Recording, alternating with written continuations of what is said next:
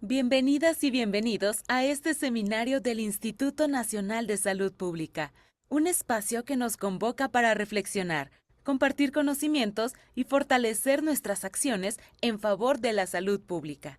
Es un privilegio contar con su presencia y participación. Con ello, damos formalmente inicio a nuestro programa.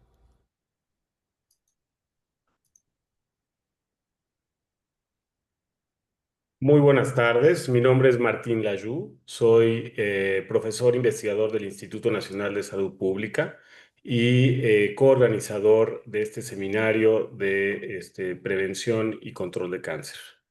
El día de hoy tenemos realmente el gran privilegio de contar con dos excelentes participantes. Primero tendremos la presentación del doctor Feisul Mustafa, quien nos hablará de cómo se desarrolló, los pasos que se siguieron para desarrollar el plan de control de cáncer en Malasia. El doctor Feisul es un consultante de salud pública reconocido ya por su trabajo en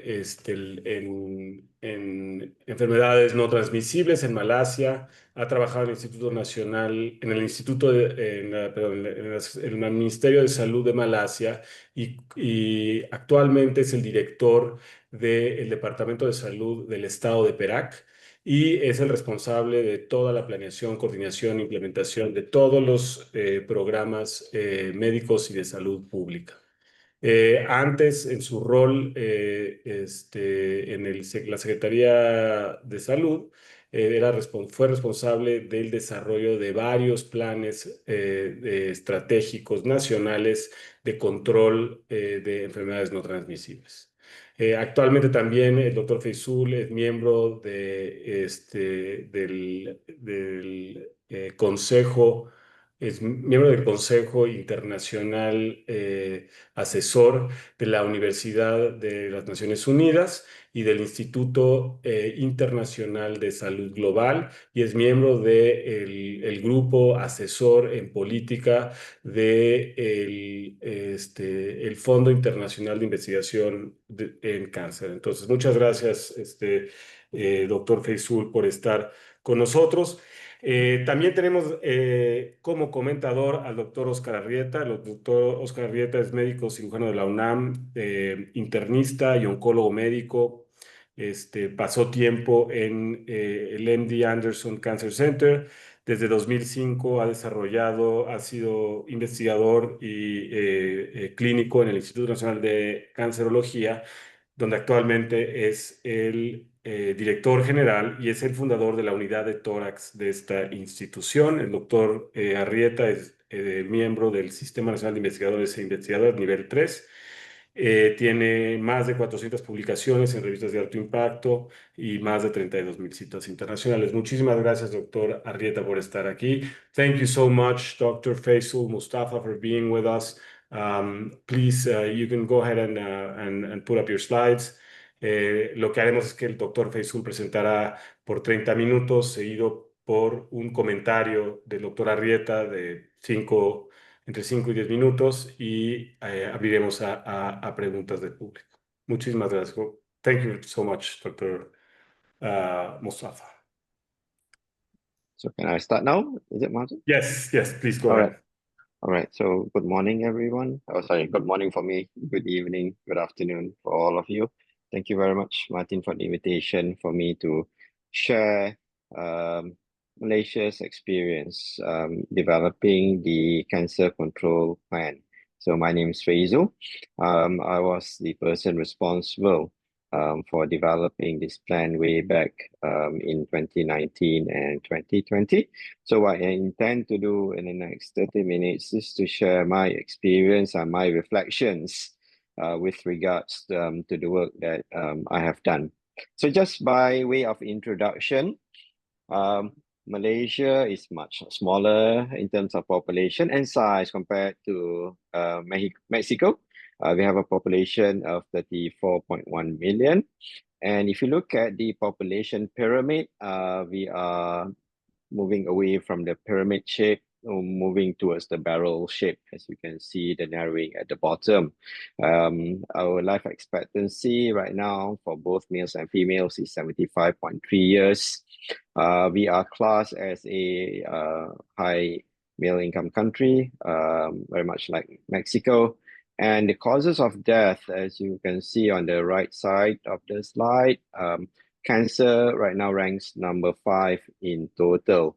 It is still cardiovascular diseases, which is the top main cause of death.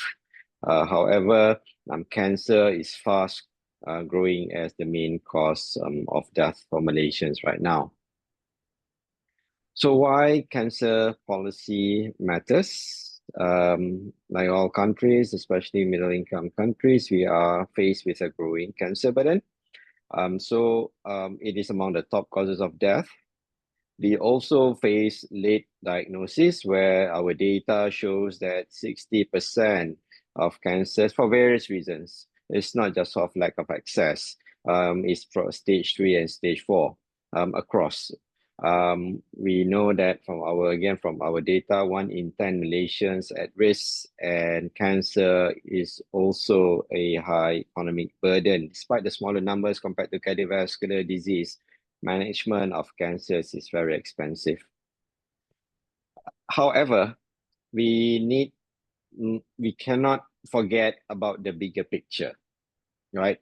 So while most of us on this webinar are champions for cancer, but we are competing for the attention and resources amid all these other things.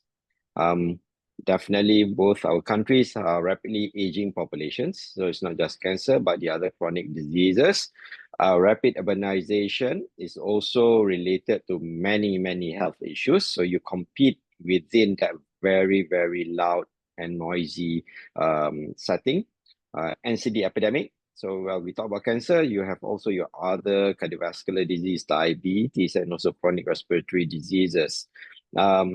Climate crisis, something that is also impacting us beyond health. And lastly, while we talk about NCD, we also have the issues of communicable diseases, either emerging diseases or re-emerging diseases. So cancer control, you are competing, as I mentioned, against among many, many crises that we face right now. So just an overview. So we have a lot of action plans in Malaysia. When it comes to just the overall health, the NCDs, and we talk about NCDs, we have the NCD risk factors as well. I think one advantage that we have in Malaysia is that when we talk about these strategic plans, it is under the responsibility of one division within ministry, one program. So it is not owned by many different bosses, as you were. So you have it mostly under the public health program. So while I have the NSP NCD, which I was also responsible for, which caters for the main NCD risk factors and also for diabetes and cardiovascular disease, except for cancer and except for chronic respiratory diseases. We also have strategic plans for the risk factors. So like on the right side, you can see for the active living, that's for physical activity. Then we have for nutrition. Overall, also there are components for NCD within that nutrition plan, the tobacco control, the salt as a risk factor, one for obesity, and lastly, I don't have a photo for the alcohol. So these are all separate documents. However, for the cancer, it is within that ecosystem. All right. So the advantage is that we do not overlap, and where there is overlap, they acknowledge the overlap. Okay. So that's one thing I would like to share with you. Specific for cancer control now, about the document that we are talking about, the ones that I will be responsible for is the latest one, 2021-2025. It started way back in 2008 when it was called the National Cancer Control Blueprint. Subsequently, it was followed by the National Strategic Plan for Cancer Control Program from 2016 and 2020. And the latest one we have, and we're working, of course, right now for the next reiteration. But I'm no longer responsible for that. So I'm just going to talk about the 2021-2025. Each plan is built from the last. So it is learning from the previous ones, what issues we had with it, and then I'll share with you some of the insights with regards to the learnings for the latest document. One feature of the latest document, it has 10 focus areas, which spans the NCD treatment continuum from prevention and health promotion, screening, diagnosis, survivorship, rehab, and palliative care. So that's the traditional continuum of NCD care. Then there are others which are either cross-cutting or add-on. For example, we do have a strong traditional and complementary medicine presence in Malaysia, and we're trying to incorporate that into conventional treatment by gathering the evidence. And we do offer, so for cancer care, it's mostly for pain relief right now. So we have R&D, research and development, monitoring and surveillance, governance and partnership, and human capacity building and development. So these are like the cross-cutting ones, slightly different from the earlier version where we focus more on the actual continuum of care.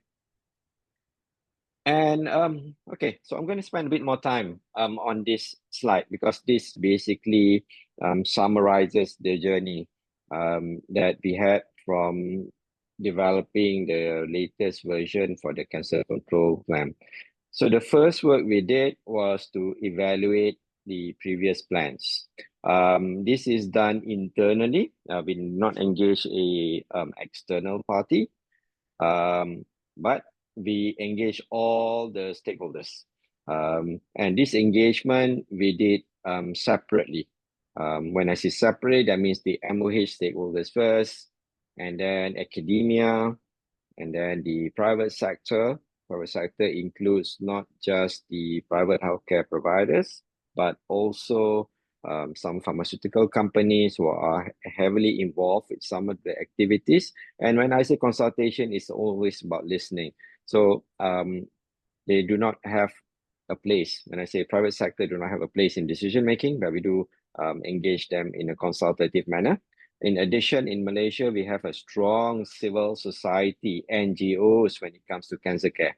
It's very different from the other diseases or conditions. Strong presence of NGOs. So these are all the engagements that we did. So this feeds into the SWOT analysis that we did, looking at the strength, weakness, opportunities, and threats. Some of it I will be sharing with you. The other important component that we did is stakeholder mapping. Again, there'll be a slide specific for stakeholder mapping. Stakeholder mapping doesn't mean people who are supporting you, but also people who oppose you for the program, right? So it is mapping, okay? And then once you map them out, then you decide how you engage them. Either it's just listening, either it's more consultative for those who are on the fence kind of thing. Those opposers, you monitor them. So it's not about engaging them in the same manner, but it is very important for us to list them out, try the best that we can in this entirety. We subsequently formed expert technical working groups. So these, you saw the 10 just now, each section. So each one basically have their own technical working group. These are formally, not elected, but formally assigned. But they are ad hoc. That means only for the work.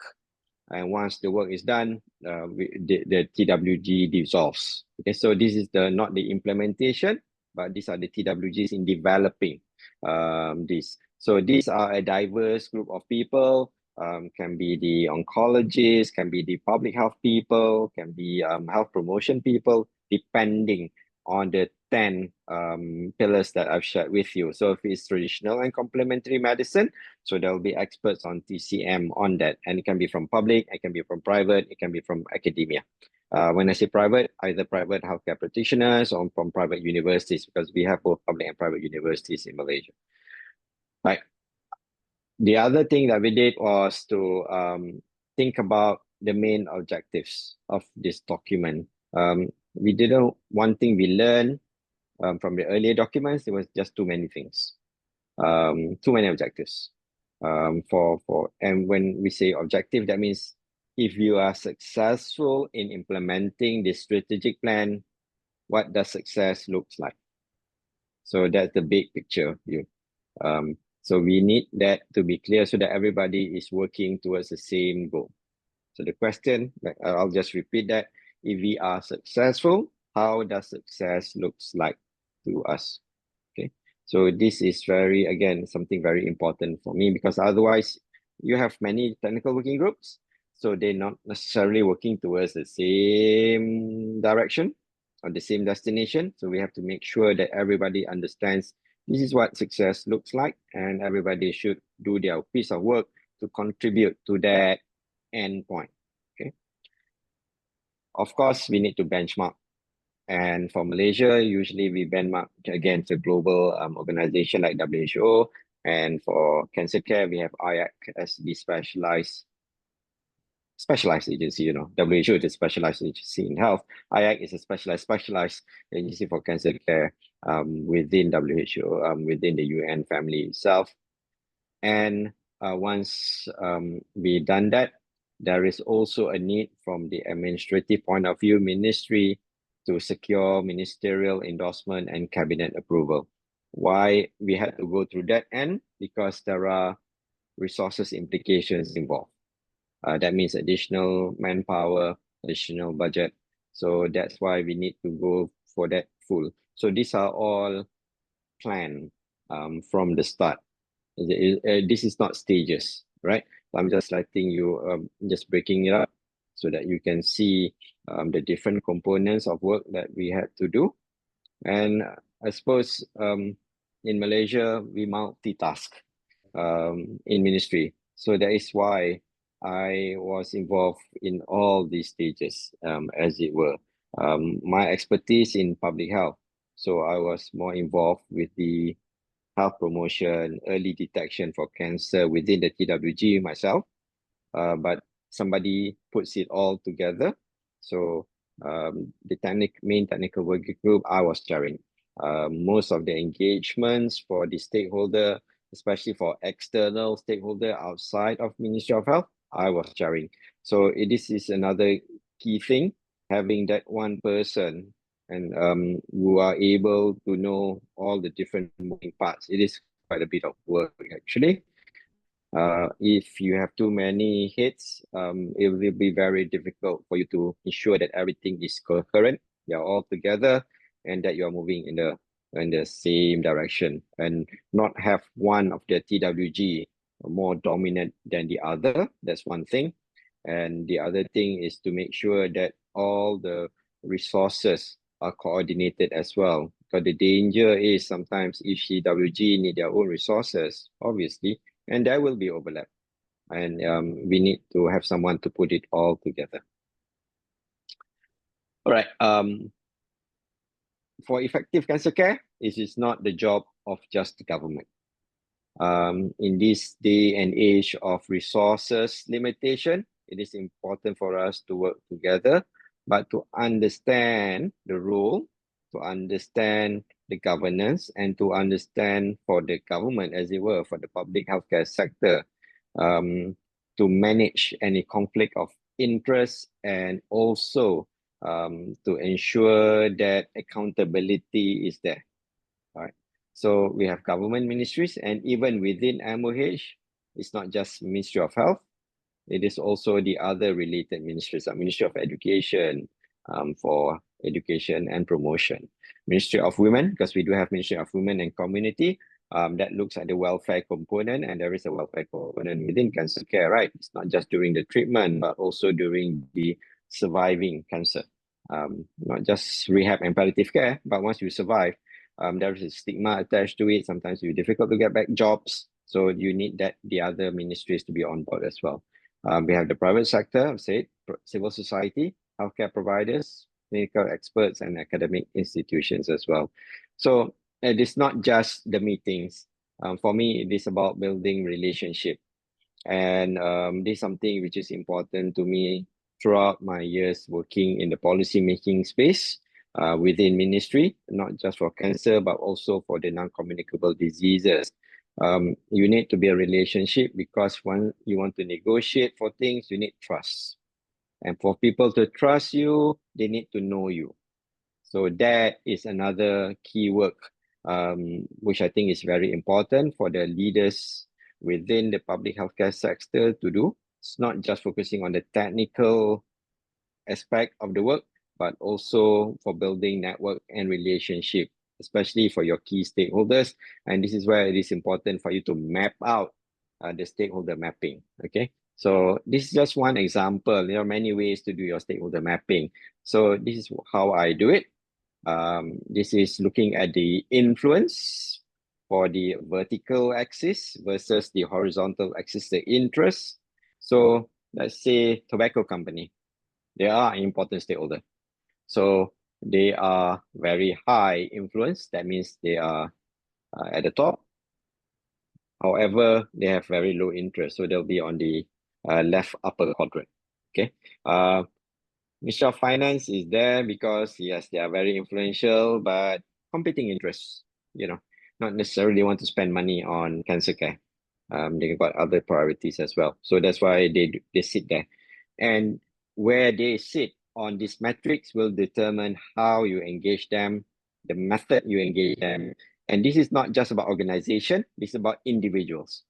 Again, networking and building relationships. So this was an important component of the work that I did, because I need to balance idealism, what I want, what every expert in cancer care wants, versus what is possible, right?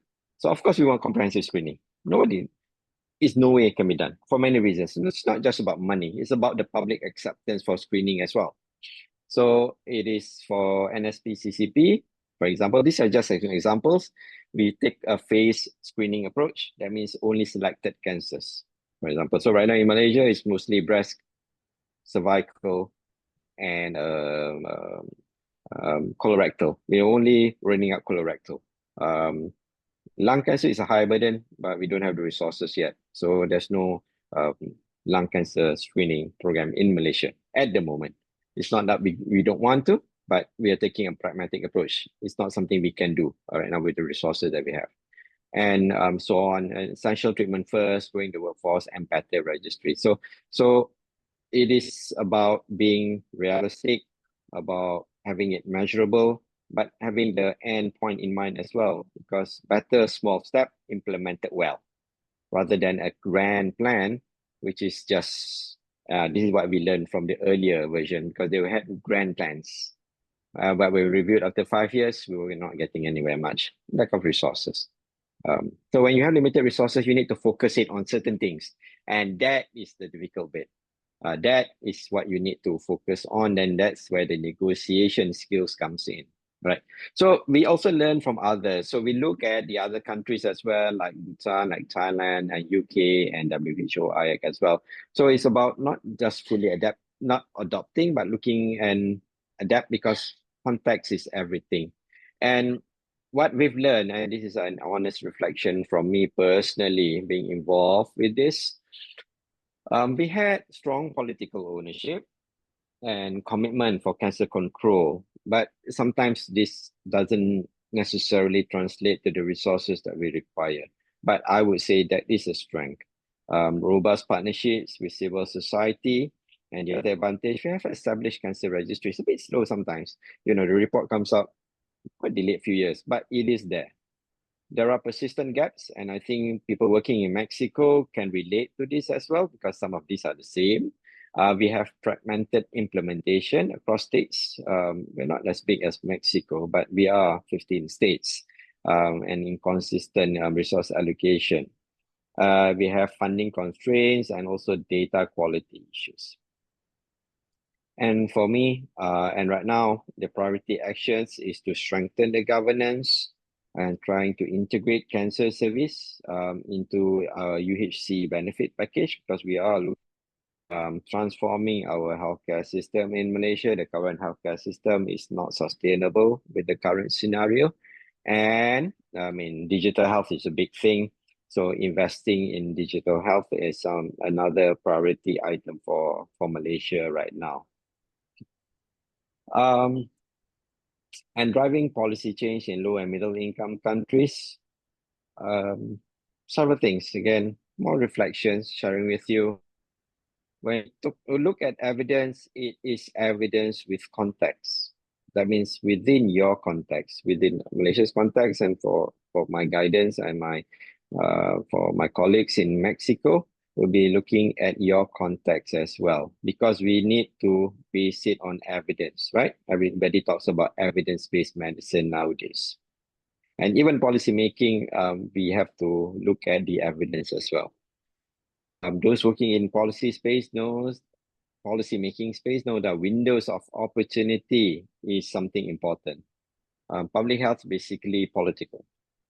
So when there are opportunities for us, windows of opportunity to move forward on certain items within the strategic plan, so we need to have a proposal already ready and able to work and act swiftly, fast, to take advantage when there are political openings or some sort of crisis that provides opportunities for change. So just for example, we have a very well-established Institute for Cancer.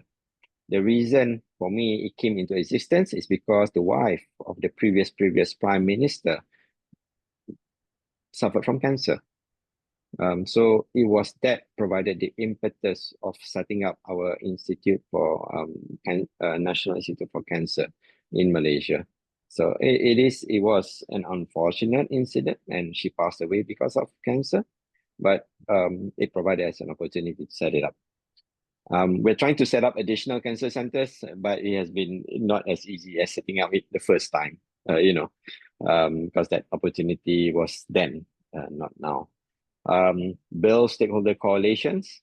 And lastly, we need leadership with courage. When I say leaders, it's not just the technical leader, but also the political leadership as well, because we need to navigate resistance and communicate vision and broker compromises. Few my last slides. Reflections for Mexico. I think this is a shared journey for health equity.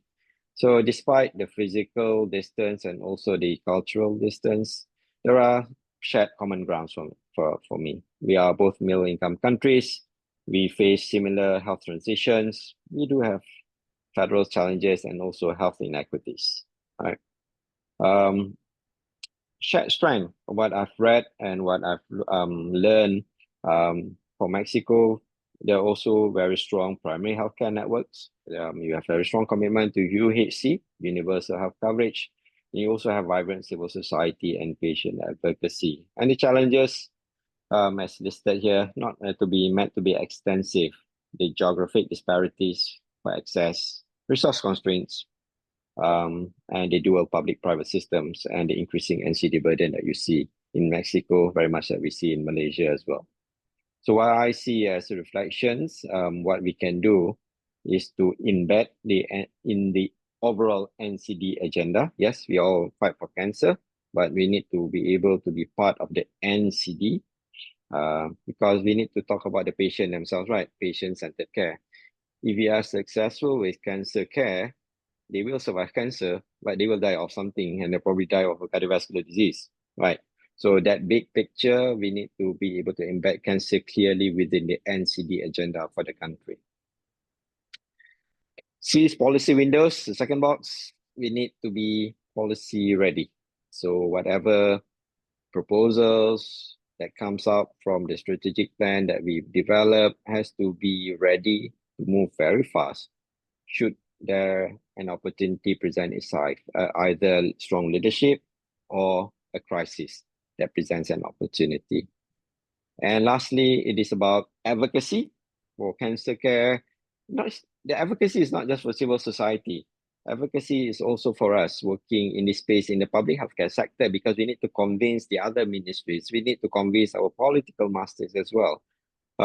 So we need that ability to be a strong voice. So people usually associate advocacy with civil society. So one way to do this is to humanize evidence. Cold evidence, just pure numbers, doesn't move people, right? That's why stories move people. So these are one of the things important in being an advocator. So we need to learn to be advocates as well, because we need to combine the data.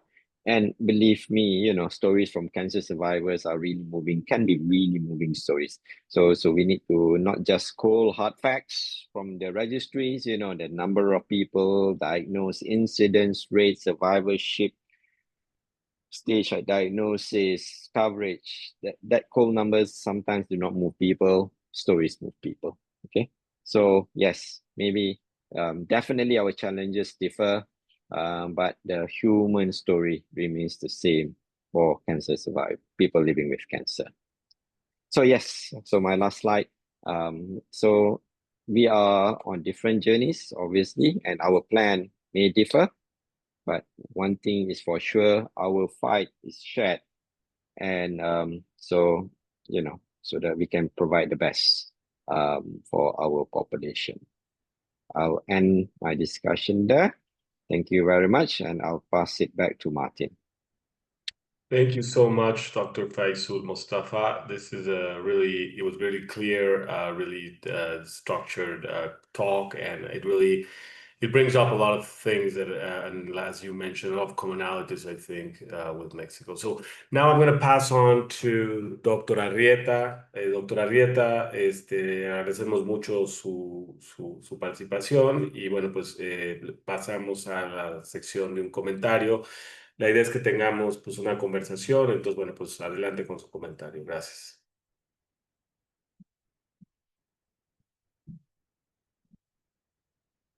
¿A quién me puede llamar?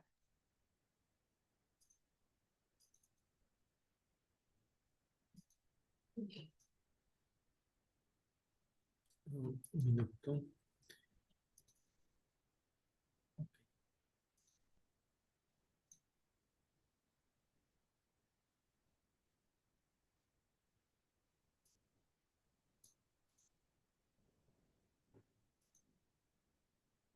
Okay, muchas gracias. Brevemente voy a presentar solamente algunas diapositivas en cuanto al plan que se está desarrollando, el plan contra el cáncer. Pues actualmente tenemos que tener un análisis situacional del cáncer en México. Sabemos que el cáncer está en aumento en cuanto a la incidencia y mortalidad, particularmente en ingresos medios y altos. Existen muy similar a lo que presentó el doctor Mustafa de Malasia, disparidades sociales y geográficas muy importantes que impactan el acceso a la prevención y tratamiento.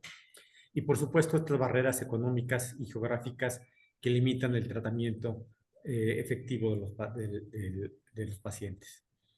A diferencia de Malasia, el cáncer es la tercera causa de muerte, a diferencia de Malasia, que es el quinto. Sin embargo, el cáncer en México es la primera causa de muerte en personas de edad productiva, presentándose más de 200,000 casos y con alrededor del 50% de mortalidad, es decir, alrededor de 96,000 muertes relacionadas por cáncer. Y a pesar de que contamos con recursos destinados específicamente para el cáncer, el tratamiento multidisciplinario integral, en muchas ocasiones pues no logramos tener este importante tratamiento integral. De tal manera que algunos datos en cuanto al cáncer en hombres y en mujeres, el 21 y 18% van a desarrollar cáncer en algún momento de la vida, y de estos el 11 y el 8% van a morir por cáncer entre hombres y mujeres, de tal manera pues, que es un panorama muy importante a nivel social. Y lejos de disminuir la mortalidad, particularmente en países en vías de desarrollo, como México, va a haber un incremento muy significativo del número de muertes por cáncer a nivel global para el 2050. Como mencionamos, existen diferencias en los estados, es muy heterogéneo la mortalidad y la incidencia por cáncer dentro de la República. Y las etapas tempranas, como podemos ver aquí, pues básicamente en el cáncer de mama, que es un ejemplo, mientras en Malasia es del 60%, nosotros no llegamos al 50% de etapas 1 y 2, y localmente avanzadas, pues el 36%, y metastásicas el 12.5%. De tal manera que es una prioridad el diagnóstico temprano en cuanto al cáncer. Pues el objetivo global de este plan pues es precisamente mejorar el pronóstico y la sobrevida, disminuir los costos asociados al tratamiento y reducir la disparidad social y económica de la población. Existen muchos temas en la agenda del cáncer, como el Registro Nacional de Cáncer, todo lo que es la prevención temprana, el diagnóstico y tamizaje. Voy a hacer énfasis en la referencia oportuna, que es muy importante, así como la genotipificación, formación de recursos humanos, infraestructura que es necesaria para poder brindar la atención integral, los equipos de radioterapia, la parte de cuidados paliativos, el trasplante de médula ósea, que solamente se logra tener en un 10% de todas las indicaciones que existen para trasplante de médula ósea. Hay otras necesidades importantes que no se han cubierto, como la reproducción, las clínicas de fertilidad, entre otras. Y, por supuesto, incrementar la investigación de cáncer. Mencionar que ha habido muchos intentos por hacer un registro nacional de cáncer y existen registros hospitalarios, pero un registro poblacional apenas lo estamos desarrollando a través de 10 ciudades. Llevamos un año recolectando más de 35,000 casos y el objetivo es tener una cobertura de un 10-12% de la población. El registro poblacional tenemos que tardar alrededor de 4 o 5 años para realmente tener tasas de incidencia y mortalidad. Y es el único registro que tiene avalado por la YARC de acuerdo a los parámetros que tenemos. Y esta es una parte muy importante. Aunque sabemos que el tamizaje pues, es importante, poco existe el porcentaje de la población que realmente cumple el tamizaje. Así, por ejemplo, en cáncer de pulmón, a pesar de la eficacia que tiene el tamizaje, no existen programas oficiales para la detección de cáncer por tomografía en pacientes con una población de alto riesgo como debería existir. Uno de los mayores problemas que voy a enfatizar en la atención es el retraso en el tratamiento de los pacientes. Todo este retraso reduce las posibilidades de curación, incrementa las tasas de las etapas metastásicas y, por supuesto, incrementa los costos de tratamiento. Esto afecta gravemente el pronóstico del paciente. A retrasar por mayor tiempo, existe un mayor riesgo de mortalidad en el tratamiento de los pacientes. Y la realidad es que, a pesar de que tenemos una sospecha en pacientes de sospecha o diagnóstico de cáncer, la media de inicio de tratamiento es de 6 a 7 meses de que se inicia el tratamiento de un paciente. En este tiempo, pues podemos tener un desarrollo de la enfermedad mucho más agresiva, cuando las recomendaciones son de 6 a 8 semanas desde que se sospecha el cáncer hasta que se inicia el tratamiento. De tal manera que en las barreras que existen para poder tener una reducción en el tiempo de cáncer, es necesario que podamos tener población de alto riesgo, sospecha de cáncer, como son en colon, la hemorragia del tubo digestivo, aquellos que tienen síntomas, tumoración, BIRATS 4 o 5, y estos pacientes poderlos referir rápidamente a algún centro de diagnóstico y de referencia, que podamos hacer la biopsia rápidamente, sin tiempos de retraso en las citas, tener un reporte de patología no en 6 semanas, como es el promedio en México, sino tenerlo en 1 semana, con un reporte histopatológico adecuado, con inmunohistoquímica adecuado y un sistema de referencia, navegación de pacientes que puedan llevar al paciente a un segundo o tercer nivel para su atención óptima. Y dentro del hospital, priorizar a los pacientes de primera vez para poder estadiarlos y posteriormente iniciar el tratamiento. Y con esto tendríamos una disminución muy significativa al tener escenarios de una reducción del 20% de etapas metastásicas, una reducción en el costo de tratamiento enorme de los países. Existe una muy importante también falta de recursos humanos. Así tenemos 0.09 oncólogos por 100,000 habitantes cuando la recomendación es de 1.6. Esto es desde de oncólogos médicos, radiooncólogos, pero también de aquellos que son parte esencial como físicos o médicos relacionados con los tratamientos integrales del cáncer.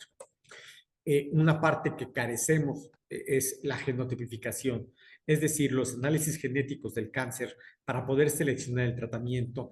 Todo está basado en la industria farmacéutica. No existe en México un laboratorio de genotipificación que tenga controles de calidad y que sea del sistema de salud, que nos brinde una oportunidad de seleccionar a los pacientes por genotipificación y que no sea de la industria farmacéutica, el cual tiene, por supuesto, un conflicto de interés. Esto pues afecta la expectativa de sobrevida cuando vemos aquí que los pacientes con genotipificación y el tratamiento correcto pueden vivir 3 veces más si tenemos la prueba y el tratamiento efectivo. Al igual que Malasia, pues tenemos un problema también de un sistema fragmentado en México. Y esto conlleva pues una diferencias muy importantes en los tratamientos, diferentes tipos de protocolo, lo cual es esencial poder llegar a protocolos de todas las neoplasias con grandes ventajas que vamos a poder tener al consolidar la compra de medicamentos, poder tener resultados comparativos y tener una justicia social para todos los mexicanos en todos los ámbitos. Uno de los temas en el tratamiento del cáncer que carecemos enormemente es la radioterapia, en el cual hasta 60% de todos los pacientes van a requerir radioterapia en un porcentaje de pacientes con cáncer. Y esto conlleva solamente el 5% del gasto total en oncología. ¿Y qué pasa? Pues la realidad es que necesitaríamos un acelerador lineal por cada 250,000 habitantes. Y actualmente lo que tenemos es un acelerador por cada 1,000,000. Es decir, hace falta 4 millones. Pero no solamente es eso, sino que la logística para poder derivar a los pacientes es un gran problema. Y aquí vemos cómo México, los equipos de radioterapia en los países desarrollados, pues es el peor país para poder tener equipos de radioterapia suficientes. Además, equipos que puedan estar funcionando dentro de un estado, pero pertenecen a otro sector, no son enviados los pacientes a un tratamiento pues, que sea integral. De la misma manera, el PET-CT es un problema grave. Se requieren 1.5 PET-CTs por 1,000,000 de habitantes. México está entre los peores países que tienen un PET-CT o PET-scan. El porcentaje que tenemos desde 0.4, tomando todos los PET-CTs, incluyendo los medio privado. Pero tenemos 0.1 PET-CT por 1,000,000 cuando pues tenemos esta necesidad más de 15 veces el número de PET-CTs para poder cubrir. Otra parte, la falta de investigación relacionada con cáncer. Y esto pues se debe a muchos factores, entre ellos una muy baja inversión de México para la investigación, que lo cual pues necesitamos exigir. Para terminar, pues este plan nacional de cáncer pues requiere un análisis situacional real, que es el Registro Nacional de Cáncer.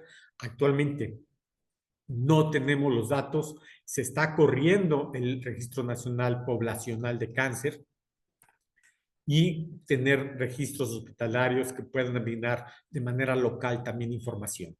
Necesitamos tener estrategias de prevención temprana para los cánceres más importantes que están en México, con una prevención primaria, secundaria y terciaria.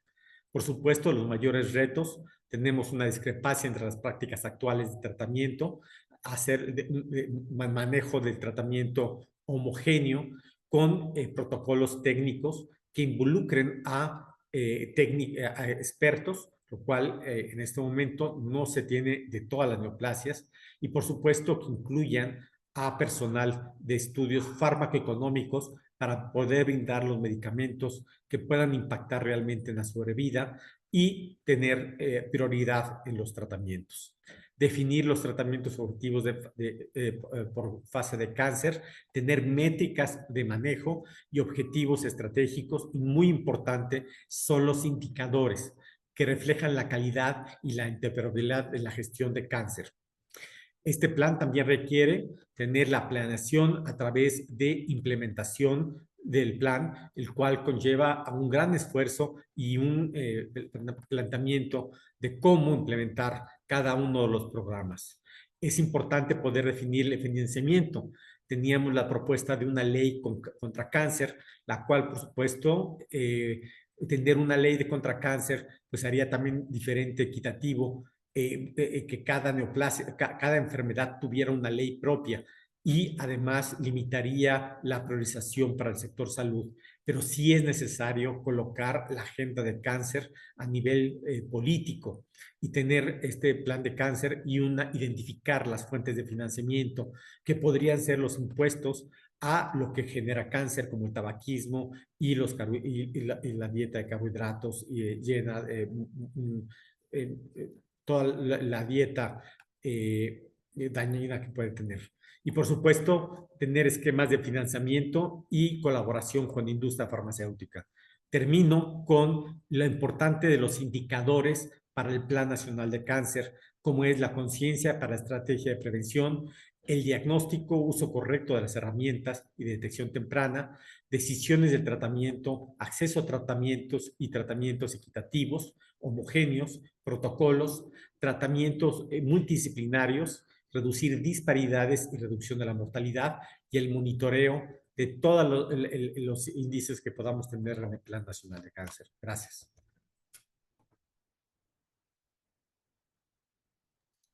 Thank you so much. Gracias, Oscar. Thank you so much, Faisal. I'm getting here some questions from our audience. So in your presentation, you made reference to Dr. Faisal, you made reference to SMART, one of the SMART objectives, and also you said that it was not very helpful to have a lot of objectives, but it was better to have a smaller, limited set of objectives. Could you just broadly tell us, in general, when in this plan that you have, how many objectives you actually have, and how you went through to make those objectives? All right. Thank you for that question, Martin. I think similar to what I could understand from Oscar's presentation, it is about reducing mortality. It is also about downsstaging at cancer.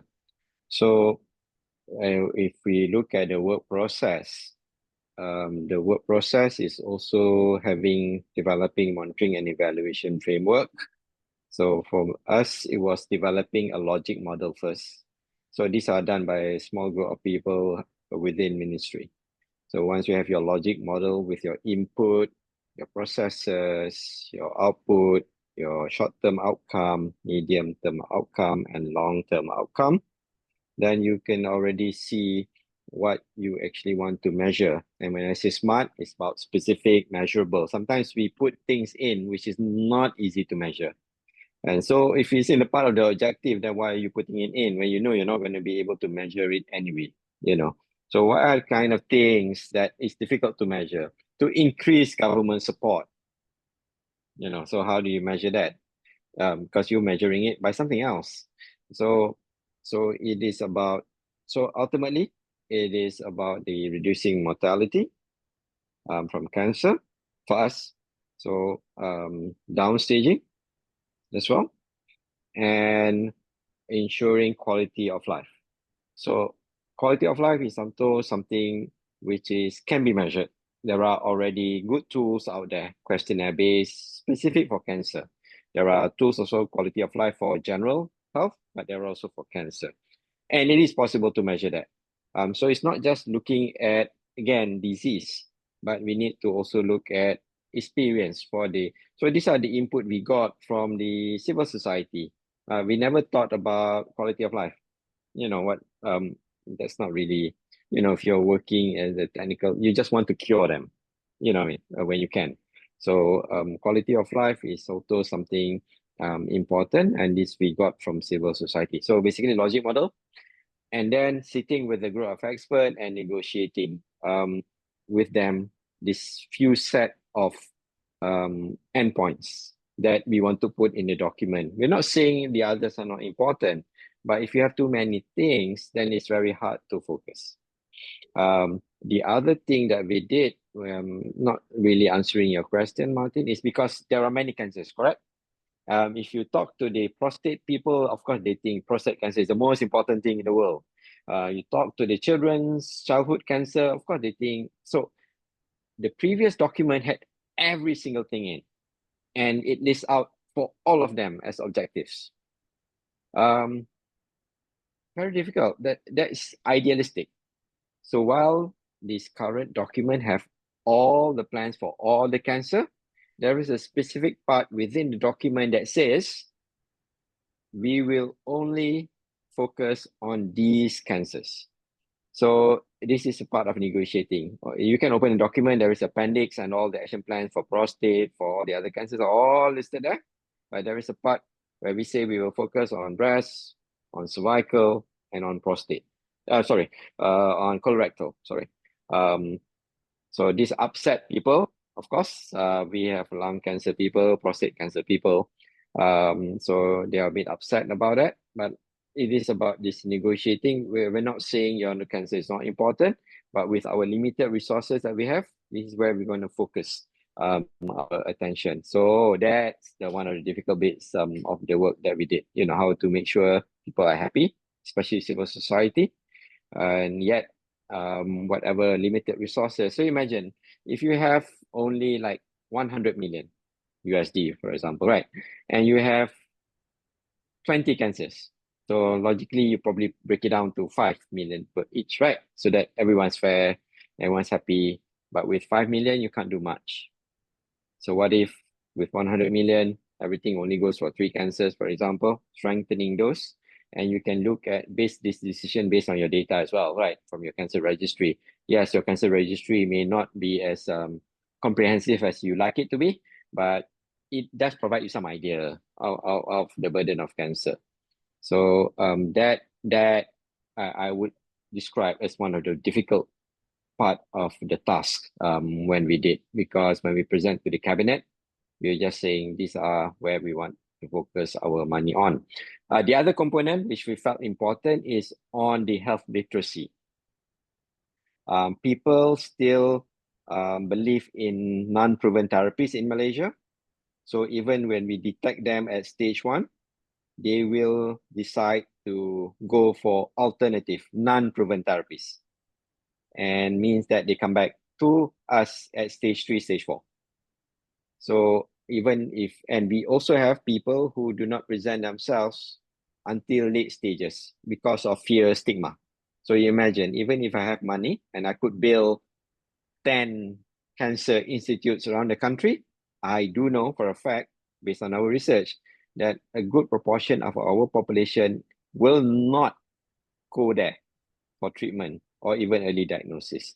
So that is another focus within the cancer control plan, not just on the supply side, that means providing services, but also addressing demand side, making sure they want to present themselves for screening, they want to themselves with early detection when they have early symptoms, and for them to understand early symptoms, and for them to stay in the treatment once diagnosed and not disappear and come back at stage 3, stage 4. And that's our frustration, really. We do detect them early, but then they lose to care, and then they come back at stage 3, stage 4. And this is not related to level of education, by the way. We did research on that. So we thought that if you're highly educated, you're more likely to believe in conventional treatment, you're more likely to stay. That's not the case for Malaysia. So it cuts across your level of education. So this go back to cultural and beliefs for your. So I think we're looking at around the other countries, the focus is not so much on the supply, focus is very much on supplying, making sure services are available and closer, but not really looking at the demand side, whether people are actually going to use it. And I think when you have limited resources, I think you need to make sure that you address both supply and also the demand side to make sure that when we invest money in it, people actually want to use it and not perpetuate any stigma. I forgot to mention the issue is about social media, right? So social media is something that we need to address proactively as well, because people's beliefs very much shaped by social media now, not by our health talks anymore. So yeah. Thank you very much. Dr. Torres, do you have any?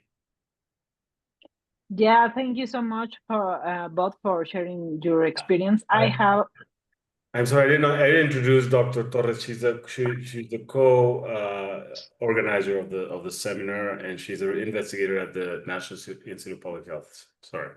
Go ahead. Thank you so much, Martin. Yes, thank you so much for your presentations. I would like to know your experience, your thoughts about the funding of a national cancer program. Particularly, I would like to listen from Dr. From Dr. Fesul. Could you tell us more about the mechanisms that were put in place to ensure or promote the financial sustainability of the cancer control program in Malaysia?